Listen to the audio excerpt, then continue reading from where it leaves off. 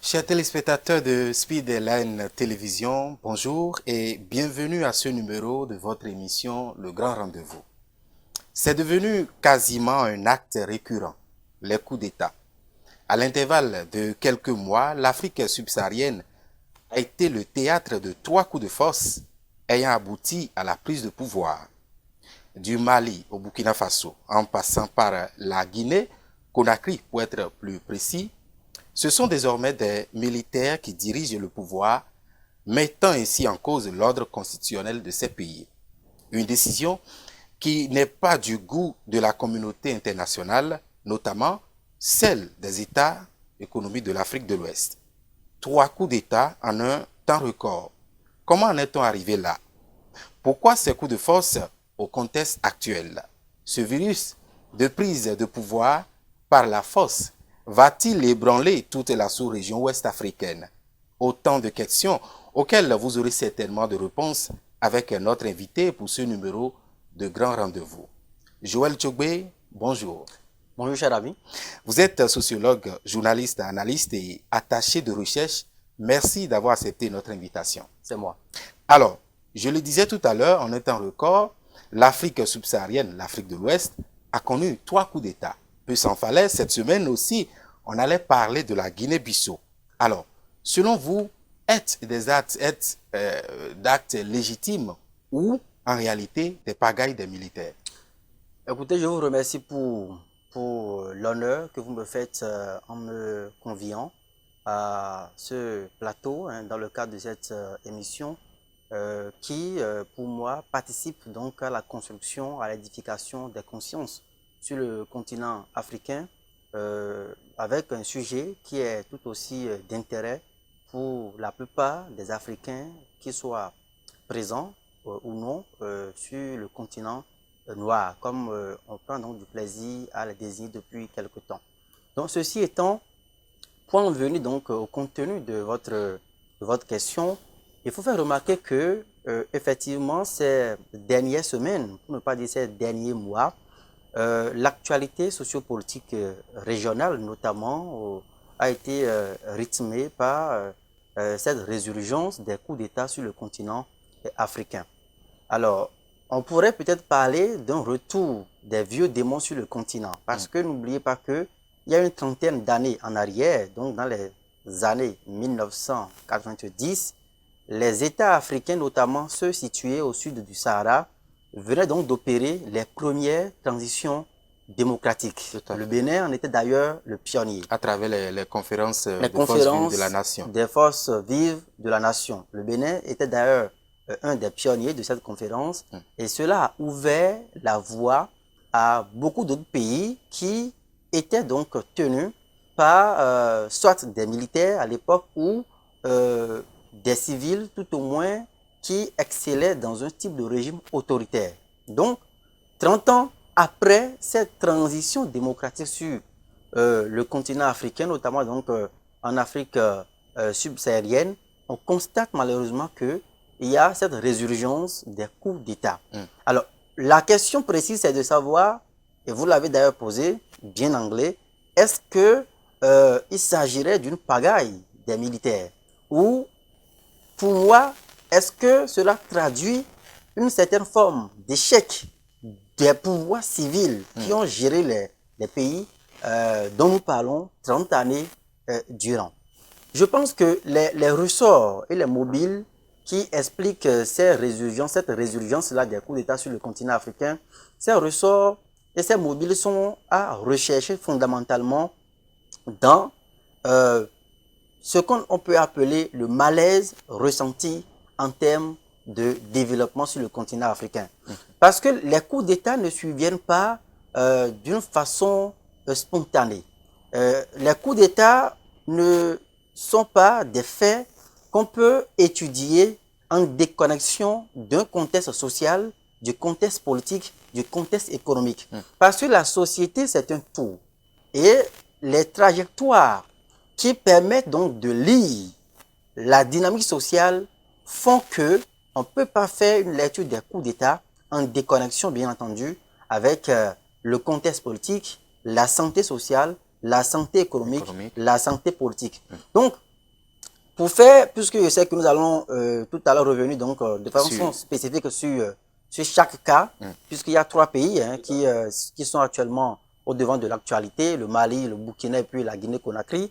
Je pense que d'une façon globale, il faut faire le lien entre les coups d'État, cette résurgence des coups d'État, et le malaise ressenti en termes de développement sur le continent africain, ce qui suppose également que soit c'est un échec patent des pouvoirs civils qui ont dirigé les pays depuis 30 ans, soit aujourd'hui les populations sont en quête d'un nouveau paradigme en termes donc de gestion, de saine émulation, de développement, soit les militaires ont peut-être jugé nécessaire que face aux urgences et aux besoins donc de l'heure, il va falloir peut-être changer de paradigme.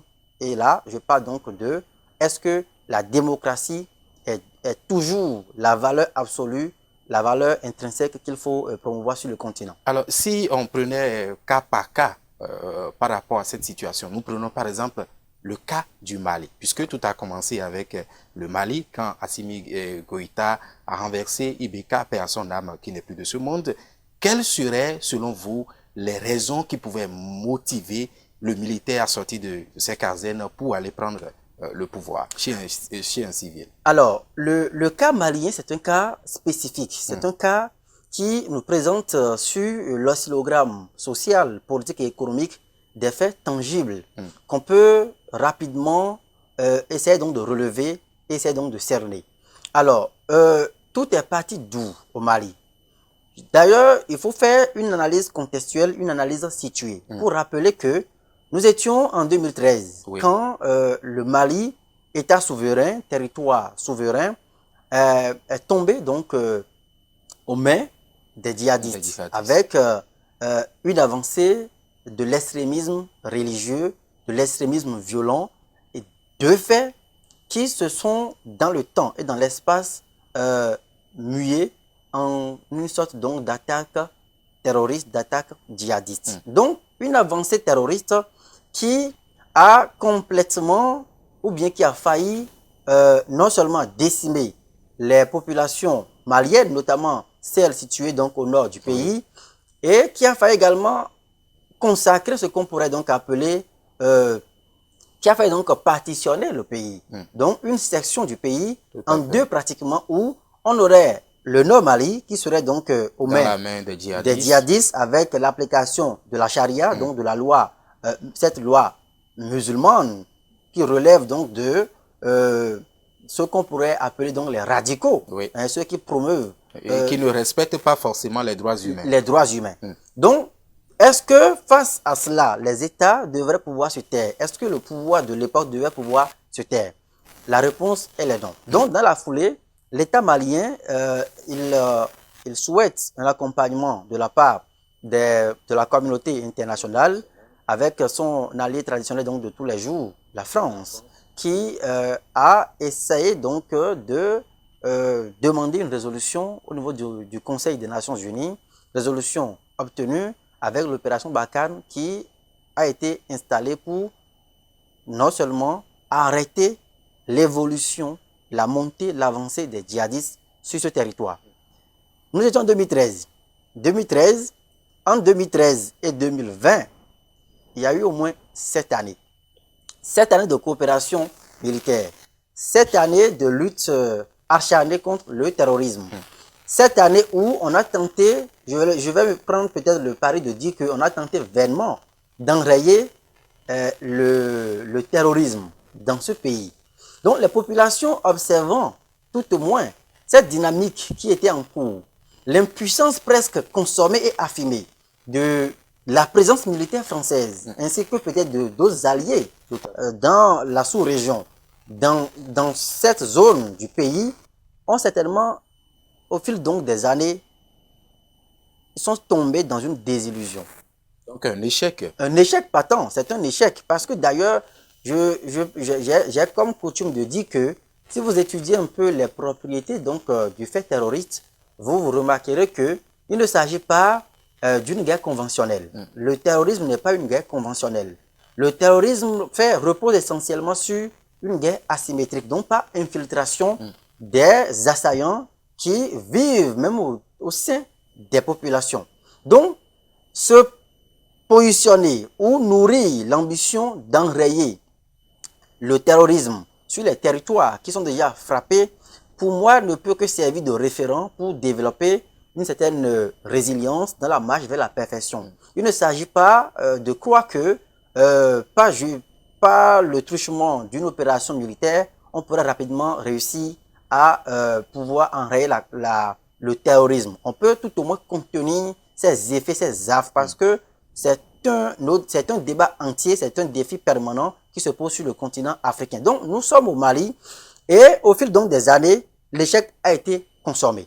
Alors, 2020, le pouvoir malien, dirigé donc à l'époque par IBK, Ibrahim Boubacar Keïta, paix à son âme, qui est passé de vie à trépas il y a peu, ce contexte sécuritaire difficile s'est adossé à un contexte économique qui est volatile, qui également repose sur un ressort d'une malgouvernance qui se dresse également avec la corruption. La corruption. Et c'est pourquoi je dis que quand vous voyez un peu les mobiles pour lesquels le coup d'État malien est survenu, c'est d'abord parti d'un ras-le-bol civil. On a vu dans les rues de Bamako des populations, un mouvement de masse, une masse humaine imposante qui a voulu exprimer sa désapprobation par rapport à la malgouvernance. Par rapport à la malgouvernance essentiellement. Malgouvernance en termes de dilapidation des ressources publiques, en termes de mauvais choix opérés en termes d'orientation des politiques publiques, en termes également de la façon dont il fallait outiller déjà même les militaires qui étaient au front pour contenir la menace djihadiste. C'est de ça qu'il s'agit. Donc, fondamentalement, il y avait un malaise en termes de développement. Est-ce qu'au Mali, le niveau d'instruction, lorsque nous sommes dans un contexte sécuritaire assez volatile, ambigu et complexe, nourri par des attaques djihadistes et des attaques terroristes, il y a forcément un problème en termes d'autorité de l'État.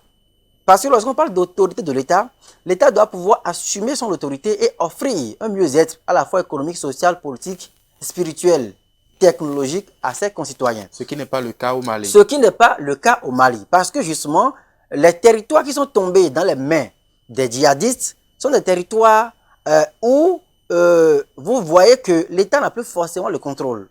Gao, Kidal et beaucoup d'autres territoires, l'État n'avait plus les symboles de l'État, les services administratifs, les écoles. Lorsqu'on rentre dans des écoles et qu'on décapite des enseignants, lorsque on rentre dans des écoles, dans des hôpitaux, et on dit, écoutez, mesdames et messieurs, vous pliez bagaille. Sinon, le lendemain, c'est des morts d'hommes, vous constatez. Donc, il y a eu une perte d'influence de l'État sur ces territoires. Donc, l'éducation était à terre dans ces zones, ce qui a provoqué un déplacement des populations qui ont dû se replier vers la capitale dans les zones plus urbaines pour fuir l'insécurité. Pour pouvoir donc avoir la paix, pour pouvoir quand même avoir la tranquillité. Donc, en termes de couverture sanitaire, il y a également un problème. En termes d'accès à l'information, il y a un problème. Donc, il y avait un ras-le-bol. Ce contexte n'était pas favorable dans le contexte malien à ce qu'on puisse encore tolérer les actes de malgouvernance, les actes de mauvaise gestion, les actes donc de dilapidation des ressources publiques.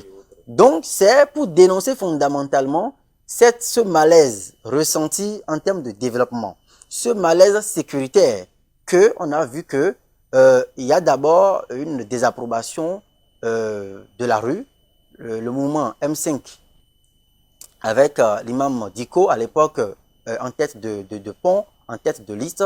On a vu que les rues de Bamako étaient donc noires du monde et le pouvoir IBK était devenu un pouvoir décrédibilisé, un pouvoir très contesté, un pouvoir impopulaire. Donc, les militaires n'ont utilisé que ce malaise sécuritaire, ce malaise ressenti en termes de développement et d'ailleurs exprimé par le ras-le-bol populaire pour opérer le coup de force en 2020, en août 2020. Donc, c'est de cette façon qu'il faut comprendre le coup d'État militaire survenu au Mali. Mais on a constaté que juste après la prise de pouvoir, il y a eu quand même cette transition où un civil a été porté à la tête du pays. Et quelques mois après, Assimi Goïta est revenu encore pour prendre le pouvoir. Qu'est-ce qui peut encore motiver un militaire qui au départ, qui a pris le pouvoir, qui a remis le pouvoir à un civil, mais qui est encore revenu prendre le pouvoir? Voilà. Ce qui peut expliquer ce dont vous parlez, n'oubliez pas que à l'époque, il y avait eu un gouvernement mixte. Il y avait également la présence des militaires. Tout à fait. On a juste propulsé au devant de la scène un civil. Tout à fait. Un civil qui, par ailleurs, était déjà, relevait déjà du corps militaire, à la retraite. À la retraite. À la retraite. Donc, la cohabitation entre les militaires encore en fonction, Assimi Goïta et puis ses lieutenants, et puis ce civil, cet ancien militaire reconverti ou bien devenu civil par la force des choses, cette cohabitation s'est révélée peut-être une cohabitation difficile en termes d'assumation des objectifs à assigner à la transition. Est-ce que la lecture que les militaires qui ont opéré le coup d'État, la lecture que ces militaires font de la situation sécuritaire du pays, de la coopération à avoir avec les puissances étrangères qui viennent en appui, en appoint au pays, déjà donc au bord donc du gouffre, est-ce que cette lecture était partagée essentiellement et fondamentalement par les civils qui également tenaient les manettes du pouvoir au sein de la transition? C'est de ça qu'il s'agit. Quelque part, les militaires n'ont pas senti à un moment donné que les civils étaient plus complaisants avec l'ancienne puissance colonisatrice, dont la France et ses alliés qui venaient en appui, en appoint à ce pays-là.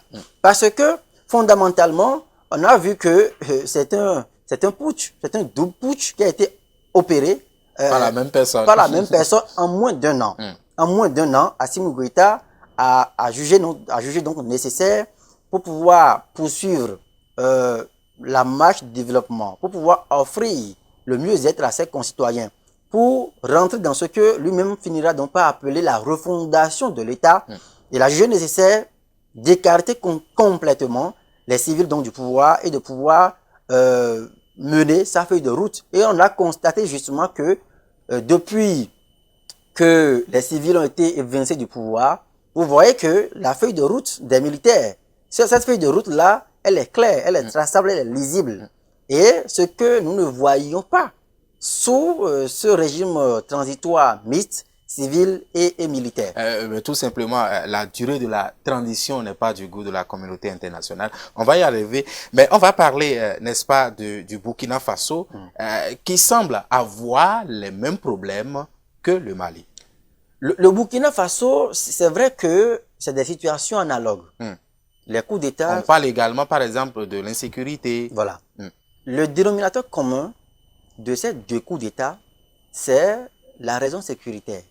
En tout cas, tous les sécurocrates qui observent la façon dont les attaques djihadistes se déroulent sur les territoires maliens et burkinabés peuvent vous dire modestement que du Mali au Burkina Faso, il y avait une sorte d'impuissance consommée de la part des armées régulières.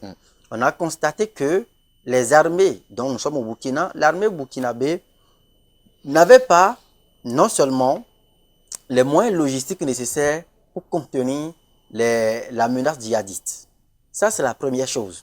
La deuxième chose, on constate que chaque fois que les djihadistes, les terroristes organisent ou font des incursions, on dénombre assez de pertes en vies humaines dans le rang des civils et également dans le rang de l'armée régulière.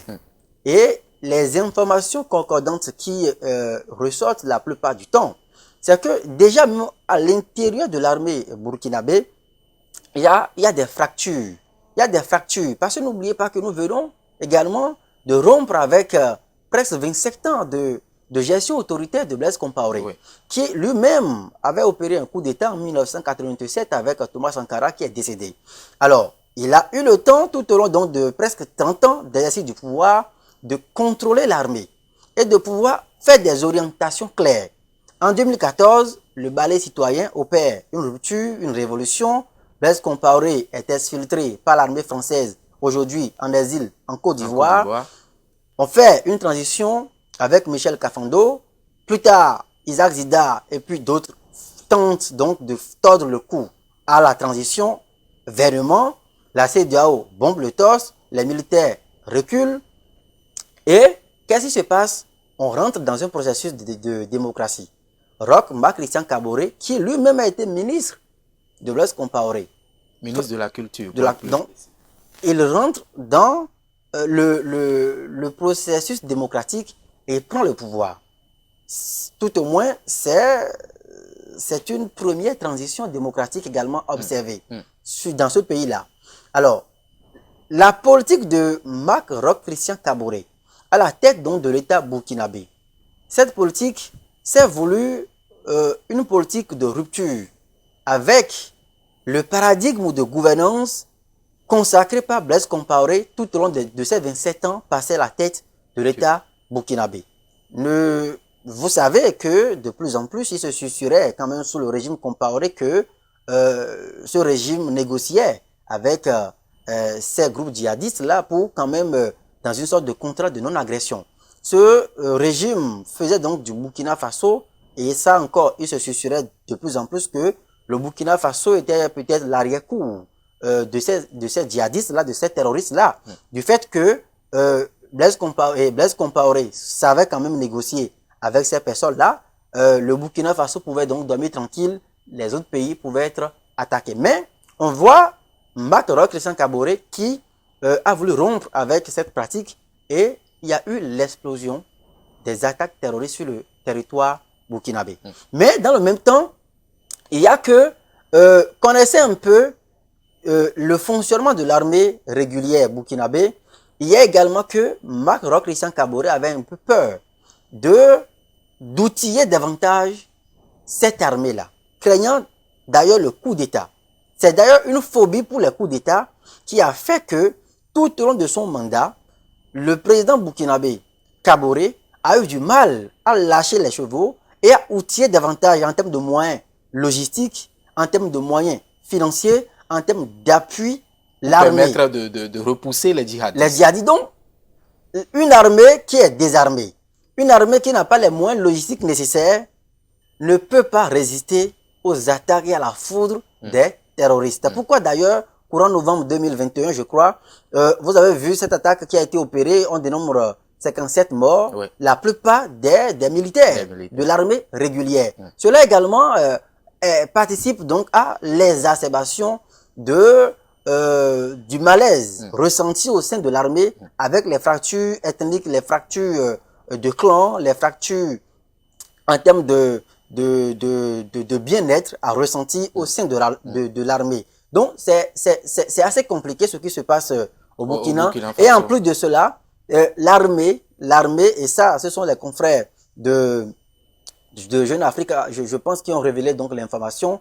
Il y a même des fois où l'armée régulière est en panne de munitions sur un front de combat nourri avec les djihadistes.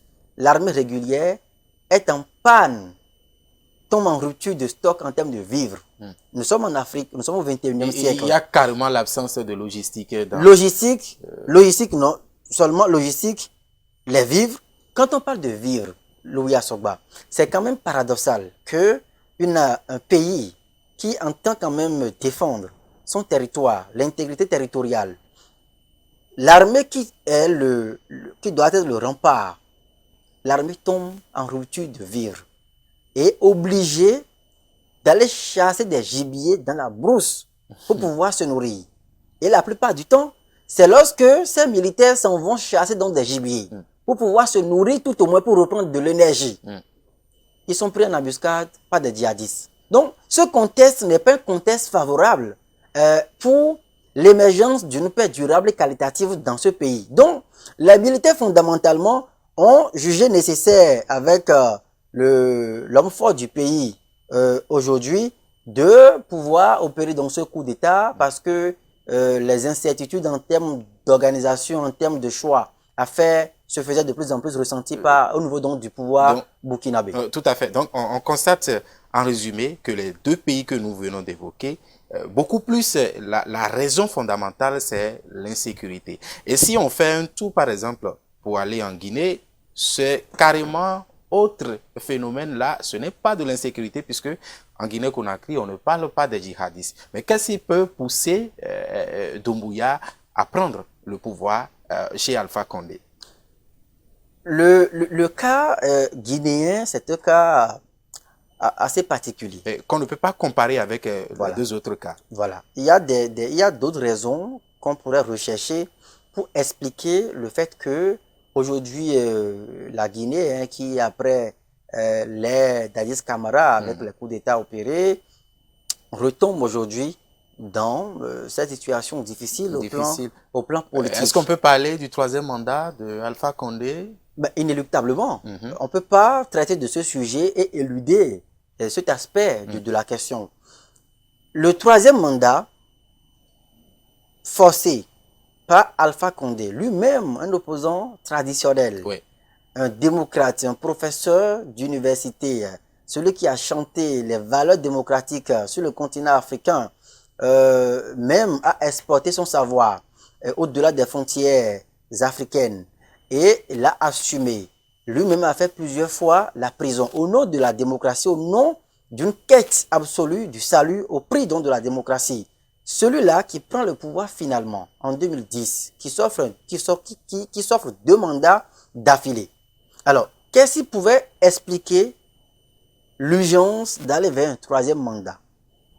Je pense que c'est cette quête absolue, cette boulimie pour le pouvoir qui a fondamentalement propulsé la Guinée dans cette crise sociopolitique que nous constatons avec Doumbouya, Mamadi Doumbouya, qui a opéré le coup de force militaire. Mais vous savez que en Guinée, les coups d'État ne s'opèrent pas sur des terrains vierges. Il faut forcément un contexte favorable.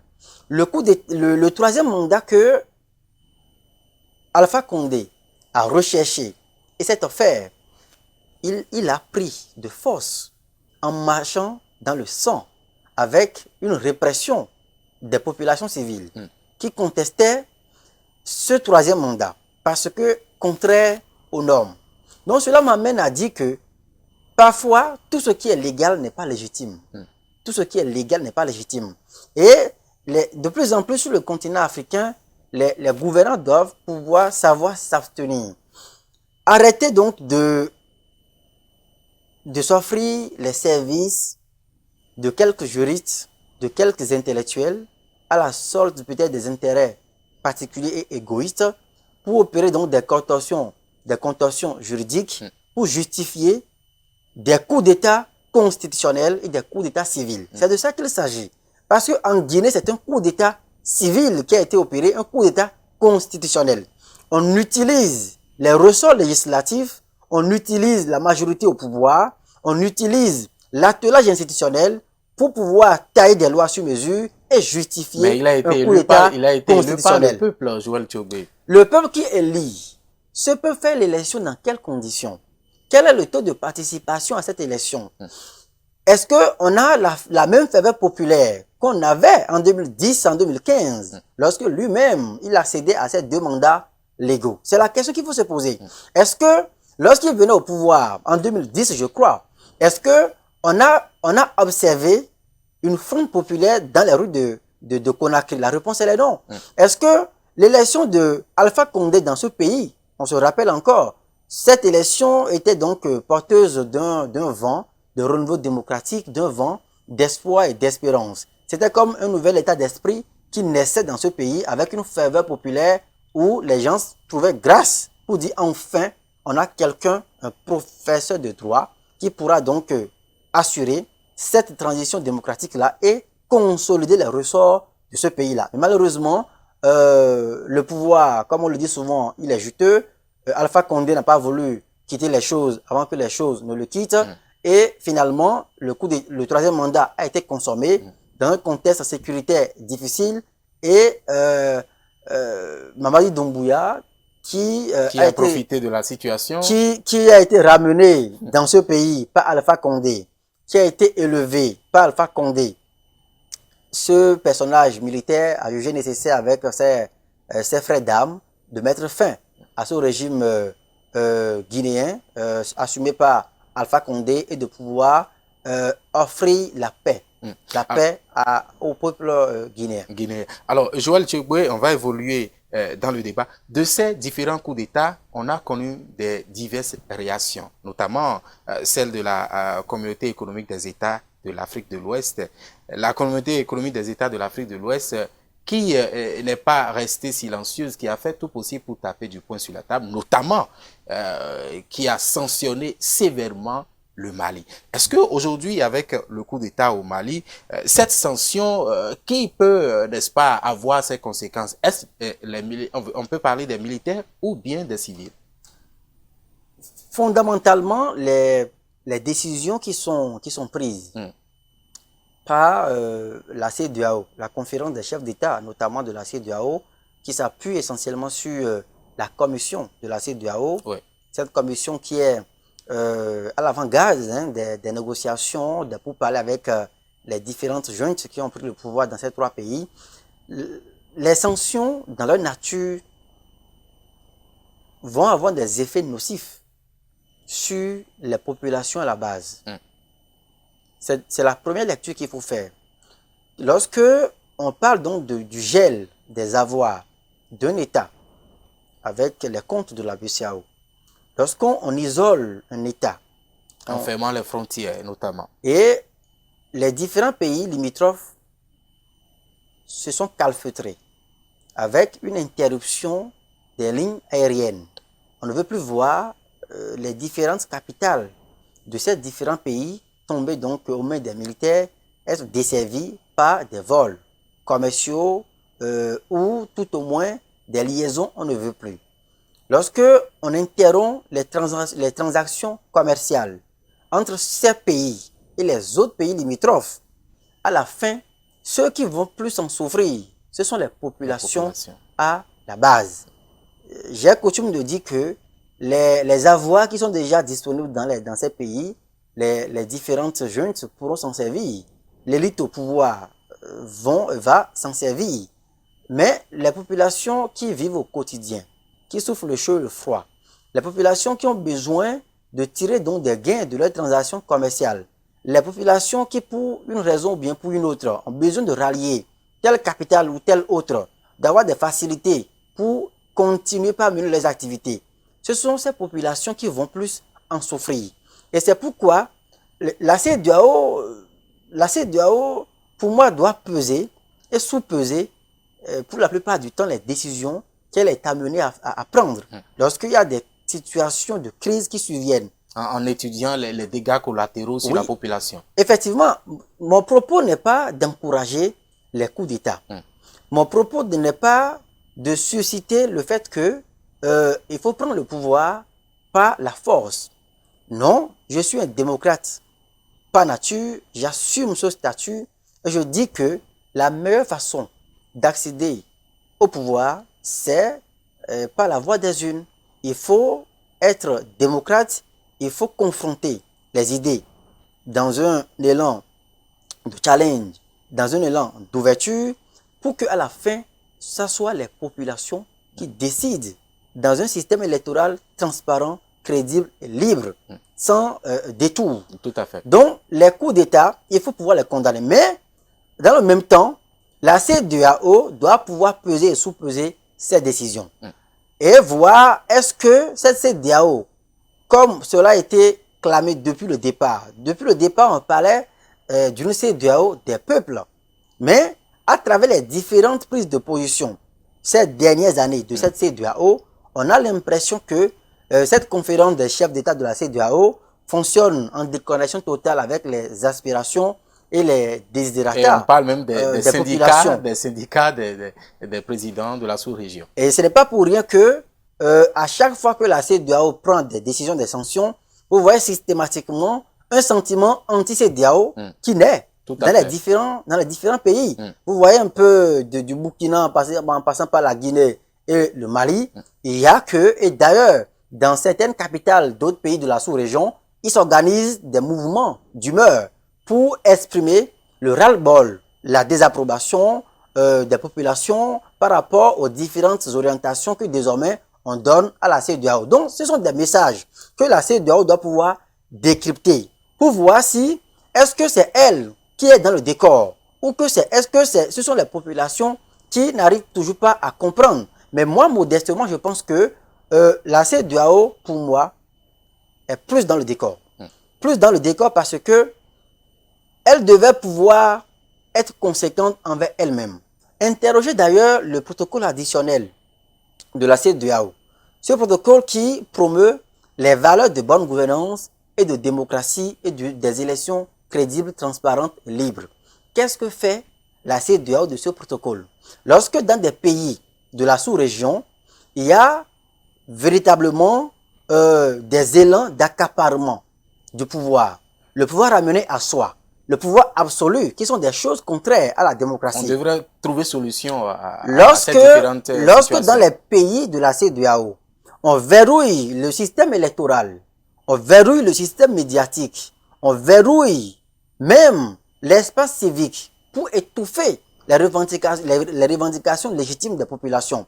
Lorsque, au détour des lois, des ressorts, on utilise le Parlement. Dans la plupart des pays où actuellement il y a des majorités qui sont à la sorte des pouvoirs, qui deviennent donc le prolongement des pouvoirs exécutifs dans les différents États.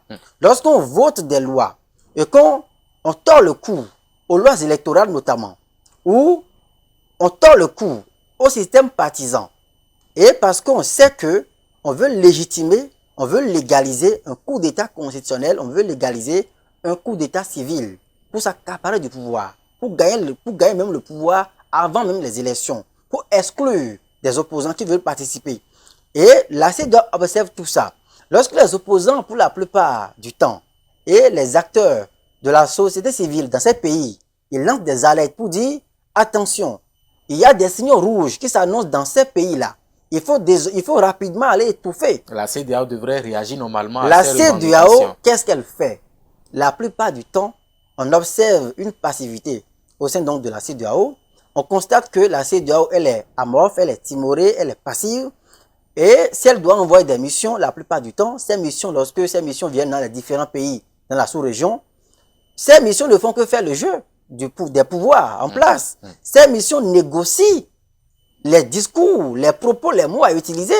Et on constate une caution tacite que la CEDEAO donne à ces choses. Le cas guinéen avec le 3e mandat.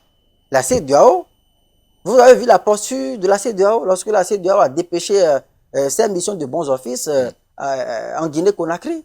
Alors qu'il y avait des morts d'hommes dans le pays, le sang coulait à flot.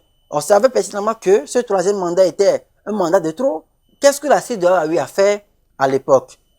En Côte d'Ivoire, lorsque Alassane Dramane Ouattara s'est offert ce 3e mandat, même si on me dira que voilà, le dauphin désigné, il est décédé, on ne me dira pas que dans ce pays qui est constitué, qui est gorgé d'assez donc de cadres au sein même du parti au pouvoir, le RHDP, il n'y avait pas que Gon Coulibaly qui pouvait succéder à Alassane Dramane Ouattara. Mais qu'est-ce qu'on en a fait? La CEDEAO est restée amorphe. La CEDEAO consomme et joue aux sapeurs-pompiers après donc que l'incendie soit donc selon vous, la CEDEAO devrait revoir, n'est-ce pas, sa position par rapport à certains actes que posent certains présidents dans certains pays de la sous-région. Il est fondamental que la CEDEAO puisse s'accrocher au respect strict, à la promotion, à la dissémination de ce protocole additionnel qui parle de la bonne élection,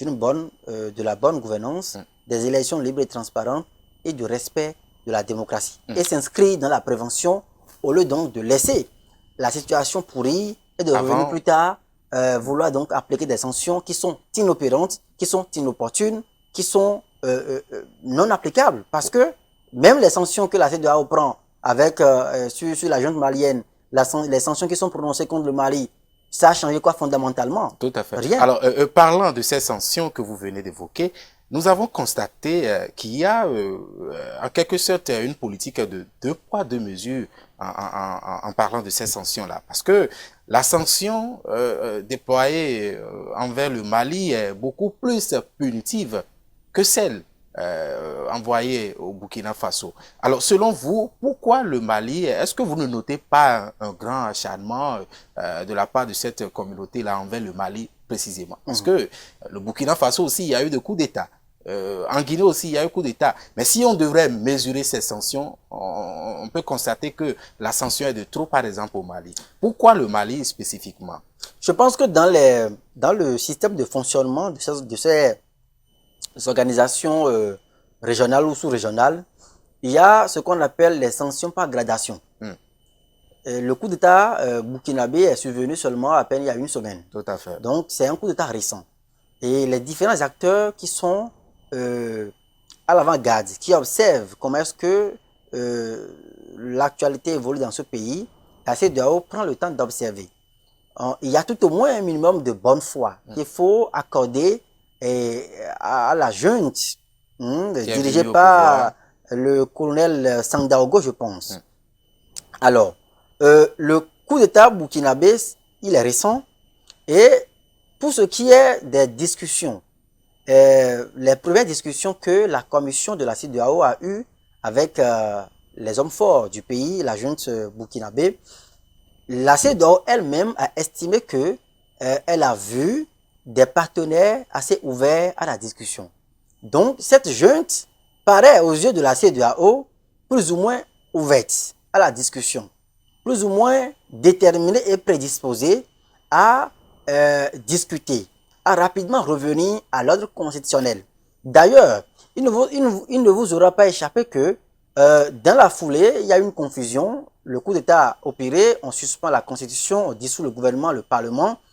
Mais, quelques heures après les discussions entre cette junte et la CEDEAO, on a rétabli la Constitution au Burkina Faso. Ce qui a d'ailleurs permis à ce que le procès Sankara, pour pouvoir identifier les auteurs de ce crime odieux, puisse reprendre. Donc, la junte burkinabé joue également sur cette fibre un peu d'ouverture pour éviter aussi de lourdes sanctions.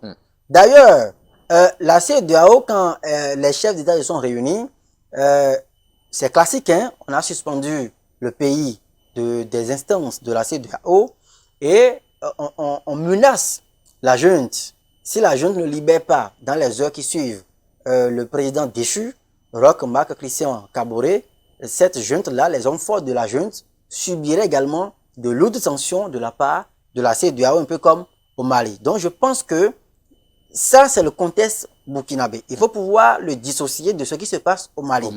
Au Mali, c'est un autre débat. Au Mali, le Mali est aujourd'hui au cœur d'une guerre géostratégique qui mobilise à la fois des puissances extérieures au continent africain, mais également en complicité avec des organisations continentales et sous-régionales comme la CEDEAO et l'Union africaine. Au Mali, n'oubliez pas que on a parlé d'un coup d'État à double vitesse. C'est un double coup d'État qui a été opéré. Et le ton de la junte malienne, c'est un ton sec. C'est un ton sévère. C'est un ton qui n'est pas conciliant. C'est un ton qui dit il est temps que, sans vous ou avec vous, nous puissions assumer le rêve malien. C'est un ton assez sévère qui assume complètement l'identité nationaliste au niveau du Mali. C'est un ton qui veut rompre le cordon ombilical avec les puissances étrangères. En tout cas, la France d'abord. Et vous savez quand même que l'influence que la France exerce pour la plupart du temps sur les pays au sud donc du Sahara, les anciennes puissances les anciennes colonies, notamment les pays francophones, cette puissance n'est plus à démontrer.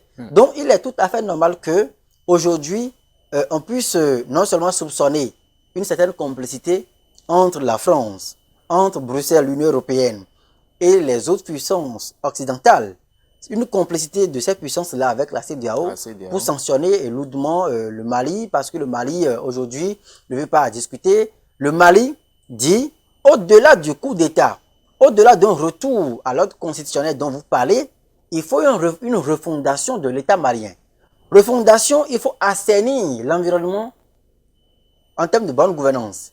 Il faut rompre avec les pratiques qui n'encouragent pas le développement. Les pratiques décriées notamment par la population. Et ceci ne peut pas se faire à la va-vite. Il faut donner du temps au temps pour pouvoir rebâtir l'édifice, le pays dont vous parlez. Mais c'est pourquoi la junte a proposé une transition de 5 ans. C'est vrai que on ne fait pas un coup d'État pour s'offrir un quinquennat. Il faut le dire. La junte a parlé d'une transition qui peut aller de 6 mois à 5 ans. Je pense que ce que la CEDEAO a à faire, la CEDEAO peut prendre langue avec la junte au pouvoir et pas dans un registre de sanctions, pas dans un registre de soumission. Discuter avec des partenaires, les respecter comme cela se doit dans des relations, dans des discussions, dans des communications interpersonnelles, et pouvoir expliquer à la junte qu'on ne fait pas un coup d'État pour s'offrir un troisième mandat et que on peut voir le calendrier qu'on peut suivre. On peut parler de 2 ans, on peut parler de 3 ans, je n'en sais rien, mais 5 ans, on s'entend que c'est trop. Mais ceux qui sont au pouvoir ne sont pas aussi bêtes. C'est pas peut-être pour rien qu'ils ont peut-être mis la borne supérieure à 5 ans, parce qu'eux-mêmes ils veulent discuter, ils veulent échanger, ils veulent pouvoir avoir des concessions à faire. Donc s'ils mettaient 2 ans, la CEDEAO aurait pu dire non, vous faites 1 an. Donc faut pas voir, la psychologie militaire n'est pas la psychologie civile. C'est des partenaires qui savent. Donc ce n'est pas une fermeté en quelque sorte. Non, je pense que c'est une surenchère qui est faite là exprès. Il faut négocier après. Pour pouvoir rentrer dans un processus de discussion, de négociation, afin de pouvoir faire des concessions. De toutes les façons, on est déjà en train de faire 2 ans. 2020, nous sommes en train de faire pratiquement maintenant 2 ans. Donc, il est utile pour moi que la CEDEAO puisse descendre un peu le mercure, pas en cassant le thermomètre bien sûr, mais discuter avec la junte malienne, pas dans un registre de sanctions, pour pouvoir écouter un peu le temps de la transition. Parce que le Mali, aujourd'hui, veut assumer son destin. Le Mali n'est pas le Burkina Faso. La présence, 7 ans de présence avec l'opération Barkhane, ça a donné quoi? Les résultats sont mitigés. Aujourd'hui, le Mali demande une renégociation des accords de coopération avec la France, qui s'est toujours considérée comme l'intermédiaire. Aujourd'hui, ce qui cristallise le débat, c'est que le Mali, la junte ne veut plus voir la France assumer son statut d'intermédiaire en termes de négociation. Ce qui s'est toujours passé, c'est quoi? La France est toujours comportée comme l'État intermédiaire, en allant négocier des choses au Conseil des Nations Unies, sous le couvert d'une certaine résolution, pour pouvoir avoir de la part d'autres pays européens des troupes à déployer sur le territoire malien. Actuellement, on parle de l'opération Takuba, qui réunit, au-delà donc de la France, qui a déjà plié dans bagaille avec l'opération Barkhane, on parle de l'opération Takuba, qui doit réunir la plupart des pays européens. Oui. Maintenant, comment cette opération va se mener sur un territoire souverain comme le Mali? Est-ce que le Mali doit continuer par subir le dictat unilatéral d'un partenaire traditionnel, certes comme la France, et se taire alors que les résultats qui sont sur le terrain sont des résultats mitigés? Est-ce que sous couvert d'une aide sécuritaire, est-ce qu'on n'est pas en train de dépouiller également le Mali de ses ressources également? C'est ça aussi l'autre enjeu. Au-delà de l'enjeu sécuritaire, il y a un enjeu économique. Parce que pour pouvoir continuer le développement, la dynamique de développement de la révolution industrielle, technologique, infrastructurelle et assurer un mieux-être au peuple européen, la plupart des ressources qui sont nécessaires pour maintenir cette croissance de développement se trouvent sur le continent africain. Donc, au-delà de l'enjeu sécuritaire, il y a également un enjeu économique qui se joue en toile de fond. Donc aujourd'hui, si le Mali veut diversifier ses partenaires en termes de coopération militaire, en se tournant fondamentalement vers la Russie, on parle d'opération Wagner des mercenaires. Ça, c'est un autre débat entier. Je pense que en tant qu'État souverain, la France doit pouvoir respecter les choix, les orientations de l'État malien qui est aujourd'hui dirigé par une junte, quitte à ce que demain, si la junte estime que elle a toujours besoin de la France pour pouvoir faire ci ou ça, on comprendra. Mais pour le moment, je pense que la France a intérêt à respecter le statut d'État souverain du Mali et la France a intérêt à arrêter donc d'instrumentaliser également ses partenaires européens pour qu'ils prennent des sanctions à l'égard donc de la junte au pouvoir. N'oubliez pas que, pas plus tard qu'il y a 72 heures, on a infligé de lourdes sanctions aux hommes forts qui soutiennent cette junte-là. Aujourd'hui, Choguel Maïga, le premier ministre malien, ne peut plus voyager, il ne peut plus avoir accès à ses avoirs financiers, il peut plus, qui sont donc sur le territoire européen, mais c'est contre-productif. C'est contre-productif. C'est vrai que dans ce combat contre les djihadistes, le Mali aura besoin de la plupart des partenaires, la Russie, la France, mais qu'on puisse avoir des accords de coopération qui soient respectueux de la souveraineté et des intérêts du peuple malien. Que ce soit de partenariat gagnant-gagnant. Alors, tout à l'heure, nous avons évoqué l'une des raisons qui poussent ces militaires à prendre le pouvoir. On parle de l'avancée des djihadistes ou de l'avancée des terroristes. Alors, il y a d'autres pays également qui subissent le même sort, le Niger. Et le Bénin aussi, depuis quelque temps, on note la présence des terroristes. On ne peut pas encore confirmer s'il s'agit réellement des djihadistes. Cependant, on note quand même la présence des terroristes dans le nord du Bénin. Alors, est-ce que le Bénin aujourd'hui doit craindre également les mêmes choses, c'est-à-dire un coup d'État par exemple, puisque ces militaires évoquent l'une des raisons fondamentales qui n'est rien d'autre que l'avancée des terroristes ou des djihadistes? Non, je pense que il n'y a pas lieu de s'alarmer. Mais on doit être circonspect, on doit être prudent. Je me répète, il n'y a pas lieu de s'alarmer, mais on doit être prudent et on doit être circonspect. Le contexte béninois n'est pas le contexte malien. Le Bénin vient à peine donc de connaître ses premières attaques terroristes au nord, notamment du pays. Et je pense que dans la foulée, le chef de l'État béninois, Patrice Talon, je crois bien au détour donc de son discours sur l'état de la nation en décembre 2021, a annoncé que son gouvernement travaillait déjà à améliorer les capacités opérationnelles des forces armées béninoises. Mais aujourd'hui au Bénin, il faut que l'État béninois s'inscrive dans une prévention pour pouvoir contenir l'expansion du fléau djihadiste. C'est de ça qu'il s'agit. Parce que on ne peut pas dire que pour le moment, le Bénin est devenu le théâtre des attaques djihadistes à telle enseigne que les militaires pourraient s'en servir pour opérer un coup de force. Mais cependant, les premières attaques ont été constatées. On a dénombré des morts dans le rang des civils, également des militaires qui sont passés de vie à trépas. Ceci n'augure pas forcément d'une tranquillité. On ne peut pas dormir sur nos lauriers. C'est pourquoi il faut s'inscrire dans la prévention. Il faut déjà actionner les leviers de coopération en termes d'appui conseil, de renseignement.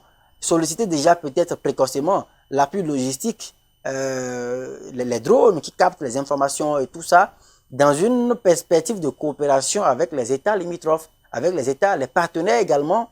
Pourquoi pas déjà demander qu'on puisse intégrer le Bénin au G5 Sahel pour que le Bénin puisse bénéficier de l'appui et des moyens logistiques, que l'appui financier aussi. C'est de ça qu'il s'agit. Si on fait tout ça, on peut rapidement contenir le mal, parce que c'est l'expansion du malaise sécuritaire, des attaques qui déciment la population, c'est l'expansion donc de ce fléau qui conduit peut-être à des coups d'État. Parce qu'on pourra l'utiliser, les militaires, à peut-être fatiguer un peu de subir ça et ceci et ça, pourrait l'utiliser pour opérer un coup d'État. Mais pour le moment, je pense que le Bénin n'a pas à s'alarmer, mais on doit être prudent. Alors, Joël Tchogbe, nous tendons tout doucement vers la fin de cette émission, le grand rendez-vous.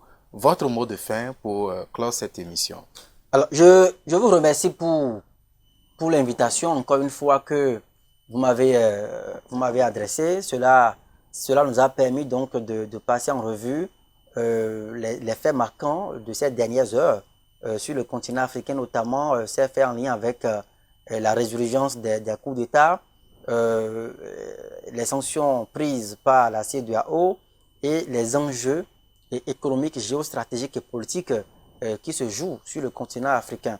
Je voudrais également dire que il faut que les Africains puissent assumer pour une fois leur destin. 60 ans ou bien plus de 60 ans après l'acquisition de nos indépendances, on s'est affranchi du joug colonial. Il est important que les Africains puissent assumer leur destin. Assumer leur destin suppose que on puisse nous renégocier les accords de partenariat dans tous les domaines, militaires, économiques, politiques, avec les partenaires traditionnels. Que ce soit sur le continent asiatique ou que ce soit en Europe ou en Occident avec les États-Unis. C'est important. Si nous voulons aller vers un progrès, si nous voulons maintenir ou bien nous voulons accélérer notre rythme de croissance, il est important qu'on puisse assumer notre destin en renégociant ces accords ici et maintenant. Et il est important que les Africains puissent se rendre à l'évidence que ce qui se joue au Mali actuellement, ce n'est que le prolongement ou bien l'exportation d'un conflit entre des puissances. Aux frontières de l'Ukraine, actuellement dans la région de Donbass, vous savez que les troupes russes sont massées avec une crainte d'invasion et d'annexion de l'Ukraine. Et là-dessus, les puissances européennes, avec leurs alliés traditionnels, les États-Unis, également se préparent à mener la riposte qu'il soit. Là-dessus, Vladimir Poutine, qui s'en va dans le cadre des JO à Pékin, solliciter l'appui de la Chine. Dans tout ce qui se joue là, que fait l'Afrique?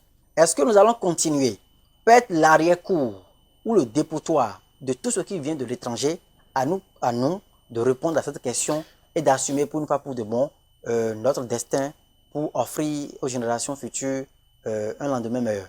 Merci beaucoup, Joël Tchogbe. Vous êtes sociologue, journaliste, analyste et attaché de recherche. On se retrouve très prochainement sur ce même plateau pour d'autres thèmes à développer au cours de cette émission, le grand rendez-vous. Chers téléspectateurs de Speedline Télévision, ça, c'est la fin de cette émission. On se retrouve très prochainement pour un autre numéro de Grand Rendez-vous.